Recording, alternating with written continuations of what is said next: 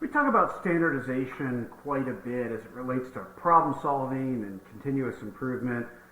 Dedicate chapter 3 in People Solve Problems to just touching a bit on standardization. But I feel that there's a particular aspect of standardization that we don't appreciate because we tend to just say that standardization is good. And it's really around how much standardization and where, what type of standardization fits the purpose of what you're trying to accomplish. And so there's two dimensions of standardization that I don't feel are talked about often, and that is the level of abstraction and the level of precision. So level of abstraction is essentially sort of, I'll say, how abstract the particular standard is. So down at one end, we might have standard work instructions, we might have software as code, like hard coding things in, where at the other end of the spectrum, we might have decision rules or heuristics that are much more abstract but are still a form of standardization. So what's called for in a particular case? In some cases, if you're in a doctor's office, how to process a Medicare payment might fall down here. How to treat a particular patient coming in might be up here. Because you need some guidelines and deal with the variability that the person brings along with them. So understanding where you need to be and where that standardization should be on how abstract does it need to be effective for the use case. The level of precision is a different dimension. So precise is, how many, where do my decimal point go? Is it below the zero line, or is it above? Are we rounding to the nearest thousand or the nearest thousandth?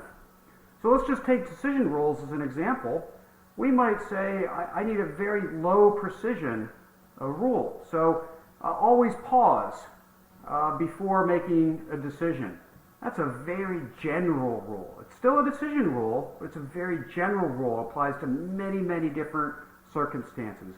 Always serve the customer. Again, very lacks precision, very broad, covers a lot of ground. If I take the same one around pause and I apply it to a specific type of situation, so let's say never make a hiring decision after one meeting, or always use more than one board meeting to make a key decision. Right? These are very specific use cases, so they have that level of precision.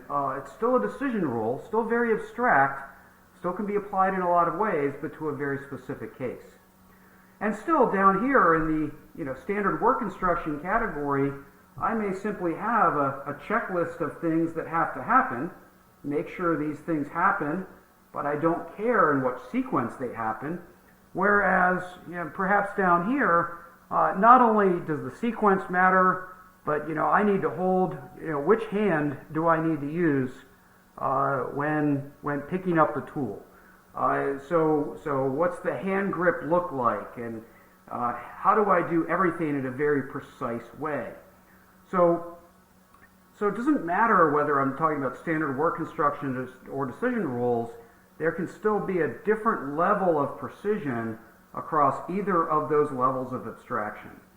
So as you're thinking about this, in the end, it all comes down to what problem am I trying to solve?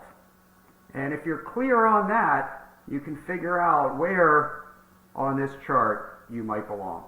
I hope this helps, and good luck.